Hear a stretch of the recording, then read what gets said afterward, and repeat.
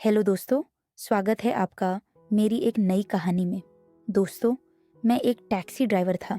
रात के करीब 2 बजे मैं रेलवे स्टेशन के बाहर खड़ा था।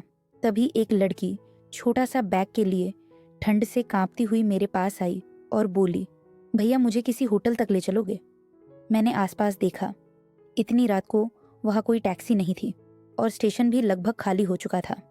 मैंने उससे कहा, मैडम, इस वक्त ज़्यादातर होटल बंद रहते हैं।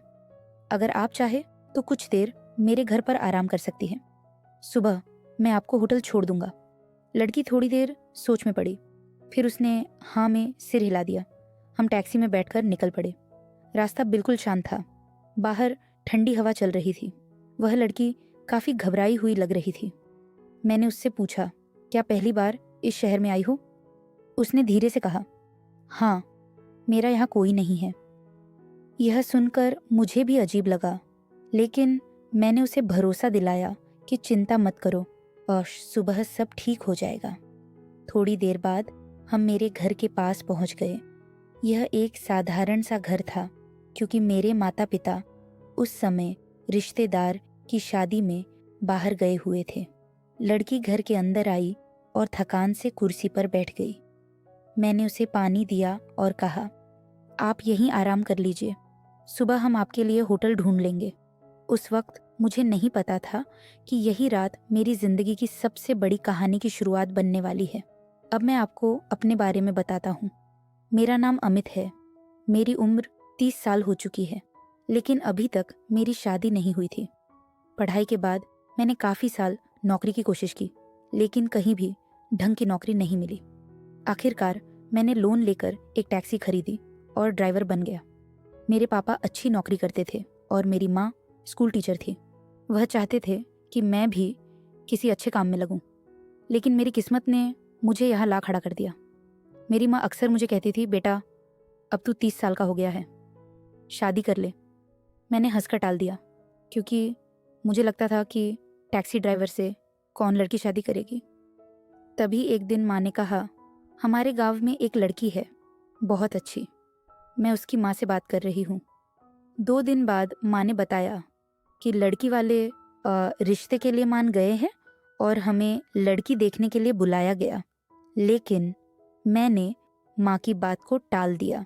मैंने कहा, मुझे किसी गांव के लड़के से शादी नहीं करनी, मैं तो शहर की किसी मॉडर्न लड़की से शादी करना चाहता हूँ। यह कहकर मैं अपने मम्मी पापा को स्टेशन छोड़ने निकल पड़ा। वे दोनों 2 दिनों के लिए रिश्तेदार की शादी में जा रहे थे। स्टेशन पहुंचते समय रात के करीब 12 बजे बज चुके थे। मैंने सोचा घर पर कोई नहीं है, इसलिए स्टेशन पर ही रुक जाता हूँ। शायद कोई ट्रेन आए और कोई सवारी मिल जाए। रात में टैक्सी चलाने का फ़ायदा यह होता है कि ट्रैफिक भी नहीं मिलता और किराया भी ज़्यादा मिल जाता था। इसी वजह से मैं अक्सर रात में ही काम करता था। वहीं बैठे बैठे कब मेरी आंख लगी मुझे पता ही नहीं चला। तभी एक लड़की की आवाज़ से मेरी नींद खुली। जब मैंने आंखें खोला तो देखा आसपास कोई दूसरी टैक्सी नहीं थी। शायद कोई ट्रेन आई थी और सारे ड्राइवर सवारी लेकर चले गए थे। मैं अकेला ही वहां बैठा था। मैं उस लड़की की तरफ देखने लगा। उसने मुझसे पूछा, चलोगे क्या? मैंने सिर हिलाकर कहा, बताइए कहाँ चलना है। वह ठंड से कांप रही थी और बाहर बहुत सर्दी थी। वह टैक्सी के अंदर आकर बैठ गई। मैं उससे पूछता रहा कि आपको कहाँ जाना है। कुछ देर वह चुप रही, फिर बोली, मेरे पास जाने के लिए कोई जगह नहीं है। मैं पहली बार इस शहर में आई हूँ और मुझे भी पता नहीं है। यह सुनकर मैं हैरान रह गया। रात के 2 बजे बज रहे थे और इतनी रात में एक अकेली लड़की स्टेशन पर खड़ी थी। मैंने कहा, मैडम, इतनी रात को यूं अकेले रहना ठीक नहीं होता। कोई तो जगह होगी जहां मैं आपको छोड़ सकता हूँ। वह थोड़ी देर चुप रही, फिर बोली, मुझे किसी होटल में ले चलो। उसकी बात सुनकर मैं टैक्सी आगे बढ़ाने लगा। वह लड़की बहुत घबराई हुई और परेशान लग रही थी। मैं उससे फिर पूछा, क्या आपका इस शहर में कोई भी नहीं है जहां मैं आपको छोड़ सकूं? थोड़ा सोचने के बाद उसने कहा, नहीं। मैंने कहा, फिर इस शहर में आप अकेली क्या कर रही हो? इस पर उसने चुप्पी साध ली। मैं भी खामोशी से ड्राइव करने लगा। सड़क बिल्कुल सुनसान थी। उस लड़की पर से मैं अपनी नजरें नहीं हटा पा रहा था। लुकिंग ग्लास से उसे देखे जा रहा था। अचानक मैं अपने घर की तरफ मुड़ गया। लड़की ने नोटिस नहीं किया। जब हम मेरे घर की गलियों में पहुंचे तो उसने पूछा, यह होटल है क्या? मैंने कहा, नहीं, यहाँ होटल नहीं है, यह मेरा घर है। इतनी रात को होटल मिलना मुश्किल होगा। बाहर रुकना आपके लिए ठीक नहीं होगा। आप मेरे घर में कुछ घंटे आराम कर लीजिए। सुबह मैं आपको होटल छोड़ दूंगा। मेरी बात सुनकर वह सोच में पड़ गई। फिर बोली, ठीक है। शायद वह अपने आप को मेरे साथ सुरक्षित समझ रही थी। मैं उसे घर के अंदर ले आया, लेकिन जब उसने देखा कि घर में कोई नहीं है तो वह थोड़ा घबरा गई। वह आंगन में बैठ गई और बोली, मैं यहीं बैठी हूँ, आप आराम कर लीजिए। वह बहुत थकी हुई लग रही थी, शायद बहुत दूर से आई थी। मैंने उससे कहा, आप बहुत थकी हुई लग रही है, अंदर कमरे में जाकर आराम कर लीजिए। वह मेरी तरफ देखती हुई अंदर चली गई। उसने कहा, आपका बहुत बहुत शुक्रिया। अगर आपने मदद ना की होती तो मैं पता नहीं क्या करती। घर के अंदर जाकर वह थोड़ी सहमी हुई थी, क्योंकि वहाँ हम दोनों के अलावा कोई नहीं था। मैं भी असमंजस में खड़ा था।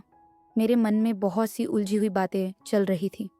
मैं उसके करीब गया, लेकिन फिर खुद को रोक लिया। उस वक्त मेरे अंदर एक अजीब सी बेचैनी थी। मैं खुद से लड़ रहा था कि मुझे गलत नहीं करना चाहिए। वह लड़की अकेली और परेशान थी। कुछ देर बाद वह बाहर आई और चुपचाप बैठ गई। रात काफ़ी बीत चुकी थी। सुबह के करीब 4 बजे बज रही थी।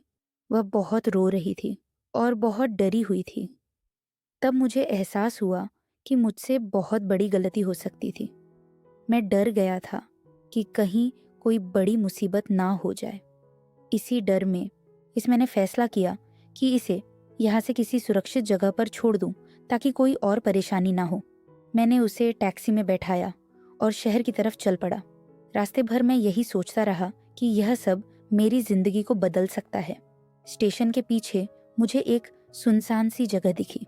मैंने गाड़ी रोकी और उससे कहा, आप यहाँ से आगे निकल जाइए, यहाँ से स्टेशन पास है। उस वक्त मैं सिर्फ अपने बारे में सोच रहा था और घबराहट में उस लड़की को उसके सामान के साथ वहाँ उतार कर गाड़ी लेकर तेजी से घर आ गया। उसके बाद मैं जाकर सो गया। लेकिन सुबह फ़ोन की घंटी से मेरी नींद खुली। माँ का कॉल था। उन्होंने कहा कि कुछ ज़रूरी बात हो गई, इसलिए हम जल्दी वापस आ रहे हैं। यह सुनकर मैं बहुत घबरा गया। मैंने कहा, माँ क्या हुआ? मैं पहले से ही बहुत परेशान हूँ, कहीं कुछ गड़बड़ तो नहीं हो गई? उन्होंने गंभीर आवाज में कहा, सो घर आकर बताती हूँ। यह सुनकर मेरा डर और बढ़ गया। मुझे लगा कहीं उस लड़की ने कोई शिकायत तो नहीं कर दी। थोड़ी देर बाद मैं उठा, कंबल ओढ़ा और मफलर से चेहरा ढककर साइकिल लेकर उसी जगह पहुंच गया जहां मैंने उस लड़की को छोड़ा था। वहां पहुंचकर देखा कि वहां उसका कोई निशान नहीं था। मैं और ज्यादा घबरा गया और सोचने लगा, वह आखिर गई कहाँ? वह मुझ पर भरोसा करके टैक्सी में बैठी थी और मैंने यह सब कर दिया। अगर मैं थोड़ा खुद पर काबू रखता तो यह सब ना होता। मैं साइकिल लेकर स्टेशन तक गया, लेकिन वह वहां भी नहीं मिली। फिर मैं घर लौट आया और बहुत बेचैन हो गया। धीरे धीरे मेरे अंदर पछतावा होने लगा। मैं खुद से गुस्सा कर रहा था। सोच रहा था, अगर मेरी बहन के साथ कोई ऐसा करता तो मुझे कैसा लगता। दिन भर मैं ऐसी सोच में डूबा रहा। शाम होते ही मेरी माँ घर आ गई। उन्हें देखते ही मेरा दिल जोर जोर से धड़कने लगा। मुझे लगा उन्हें सब पता चल गया होगा। माँ ने मुझसे पूछा, क्या बात है, तुम इतने परेशान क्यों हो? मैंने कहा, मेरी तबीयत ठीक नहीं है। माँ ने कहा, रात को ऐसा क्या हुआ बेटा? यह सुनकर मेरा डर और बढ़ गया। मैं चुप ही रहा। तब माँ ने कहा, मैंने तुम्हारी शादी तय कर दी है और 10 दिनों के अंदर तुम्हारी शादी होगी। यह सुनते ही मेरे पैरों तले जमीन खिसक गई। मैंने कहा, माँ, यह क्या कह रही हो? उन्होंने कहा, तुम्हारे लिए यही सही रहेगा। आज से ही मैं शादी की तैयारी शुरू कर दूंगी। मेरी माँ की बातों पर मुझे ऐसा लगने लगा कि उन्हें मुझ पर शक हो गया है। शायद वह सोच रही थी कि मैं गलत रास्ते पर जा रहा हूँ, इसीलिए मेरे लिए शादी का फैसला कर लिया। उन्होंने मुझसे सीधे कुछ नहीं कहा, लेकिन शादी की जल्दी देखकर मुझे समझ आ गया कि वह मुझे सही रास्ते पर लाना चाहते हैं। मैं भी उनसे अपनी गलती के बारे में कुछ नहीं कह पाया। जिस लड़की से मेरी शादी तय हुई थी उसकी मैंने शक्ल तक नहीं देखी थी। बस इतना पता था कि उसका नाम उर्मिला है और वह मेरी माँ की जान पहचान में से है। लेकिन मेरा मन बार बार उसी स्टेशन वाली लड़की के बारे में सोच रहा था। मैं चाहता था कि वह मुझे एक बार मिल जाए ताकि मैं उसे माफ़ी मांग सकूं और उसे शादी कर सकूं। मैंने उसे ढूंढने के लिए अपनी ड्यूटी बढ़ा दी। हर जगह उसी को तलाश करता रहा, लेकिन वह कहीं नहीं मिली। मुझे लगा शायद वह शहर छोड़कर चली गई। मैं ऊपर वाले से रोज यही दुआ करता था कि वह एक बार मुझे मिल जाए। इसी बीच शादी का दिन आ गया। हम बारात लेकर घर निकले। काफी दूर का सफर था। बस से शादी की जगह पहुंचे। पंडित जी मंत्र पढ़ रहे थे। कन्यादान के बाद मैंने उसकी मांग में सिंदूर भरा। दुल्हन ने घूंघट कर रखा था और मैंने उसकी शक्ल भी नहीं देखी थी। मैं मन ही मन सोच रहा था कि यह गांव की लड़की है। क्या मैं इसे कभी प्यार कर पाऊंगा? मैं यही सोच रहा था। वैसे भी कहीं ना कहीं स्टेशन वाली लड़की को मैं अपना दिल दे चुका था। इस गांव की सीधी साधी लड़की को मैं अपनी पत्नी के रूप में स्वीकार नहीं कर पा रहा था। दुल्हन को लेकर हम घर आ चुके थे और मैं सुहागरात के कमरे में पहुंचा। मेरा दिल बहुत भारी था। मैं उसके पास गया। मेरी पत्नी दुल्हन बनकर बैठी थी। मैंने उससे कहा, देखो, मैं भी तुम्हें अपना दिल नहीं दे सकता। मैं एक बहुत बड़ा गलती कर चुका हूँ। मैंने एक लड़की के साथ बहुत गलत किया था। बाद में मुझे एहसास हुआ कि यह मेरी भूल थी। मैंने उसे बहुत ढूंढा था। उसके पैर पकड़कर माफ़ी मांगना चाहता था। उसे शादी करना चाहता था। लेकिन मेरी माँ ने मेरी गलती का अंदाज़ा हो गया था, इसीलिए उन्होंने मेरी शादी तुमसे करवा दी। लेकिन मैं भी तुम्हें वह प्यार नहीं दे सकता। मुझे माफ़ कर देना। इतना कहकर मैं कमरे से बाहर जाने लगा। तभी उस लड़की ने मेरा हाथ पकड़ लिया। उसने कहा, आप जैसे भी हो, मुझे आप अच्छे लगते हो। इंसान, आज से गलतियां हो जाती हैं। मैं दुआ करूंगी कि आपको वह लड़की मिल जाए और वह आपको माफ़ कर दे। इतना कहकर उसने अपना घूंघट हटा दिया। मैं उसकी तरफ देखना नहीं चाहता था, लेकिन उसके शब्दों ने मुझे रोक लिया। जैसे ही मैंने नज़र उठाई, मेरे पैरों तले ज़मीन निकल गई। मेरी पत्नी उर्मिला वही स्टेशन वाली लड़की थी। मैं बिल्कुल हैरान रह गया। उसने कहा, उस रात मैं आपसे मिलने ही आई थी। मैं ही वह गांव वाली लड़की हूँ जिसका रिश्ता आपने पहले ठुकरा दिया था। आपकी माँ चाहती थी कि मैं आपका दिल जीतूं, इसलिए उन्होंने मुझे उस रात बुलाया था। मुझे आपके पते पर जाना था, लेकिन आप मुझे टैक्सी में मिल गए। मुझे कभी अंदाज़ा नहीं था कि सब कुछ ऐसा हो जाएगा।